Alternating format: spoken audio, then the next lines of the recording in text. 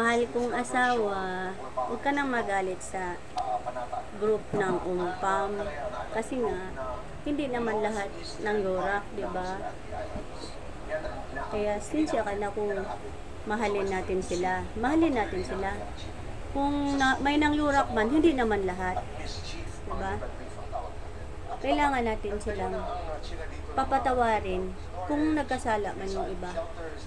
Kasi, alam mo ba, kung nakaintindi sila, hindi mangyari ang gusto nila kung wala ka. Ikaw yung presidente, di ba? Oh.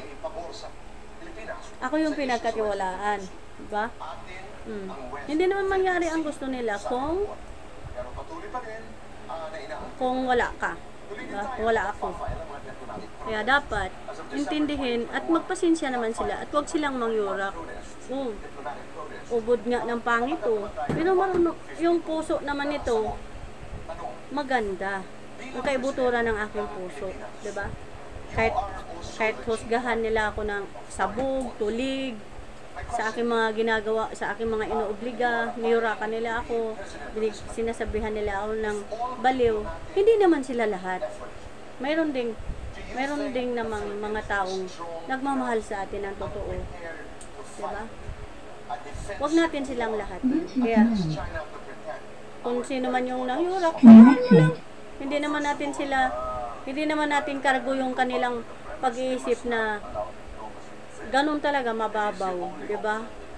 Kung halawakan nila ang kanilang pag-iisip at lawakan nila ang kanilang pag-uunawa at kanilang pag-iisip, makakaintindi sila sa layunin natin. Isa din silang mga residente na dapat natin mahalin. Isa rin din silang mga kinakasakupan ng bansa natin, mga nagbablog, mga riders. Diba? Kailangan natin intindihin, dapat hindi lang sila umaabuso sa kung ano man yung mayroon sila ngayon na pinagkakitaan nila. Dahil kung wala tayo, wala silang magagawa. Wala din silang kikitain, diba? I-aproba natin yan na kumikita sila sa pamamagitan ng pag-subscribe. Dapat hindi nila abusuhin yon. Okay? Kung magkakaroon man silang kita na ganun kalaki, hindi dapat nila abusuhin yon na ang nag-approve ay sasabihan nila na baliw. Ubod ng pangit. Diba? Ano-ano lang pinagsasabi, hayaan mo na lang. Kasi nga, tayo yung nakakaintindi, dapat uunawain na lang natin. Pero wag naman silang umaabos, wag naman silang sumusobra. Okay? Patatawarin na lang natin yun. Pero dapat, kung sino man yung pinuno nila, dahil ako naman ang puno talaga nila, dahil ako ang pinagkatiwalaan, dapat wag silang umabuso kung ano man yung mayroon sila. Okay?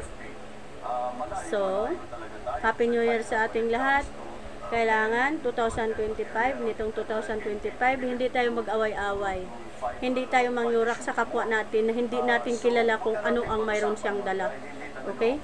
Kailangan, kung ano mayroon nakikita natin sa kanya, tumingin lang tayo at wag na tayo manghusga. Linisan ang ating puso't isipan, wag manghusga sa kapwa. Itama ang mali. Ang mali itama. Okay? Yan ang dapat nating gawin.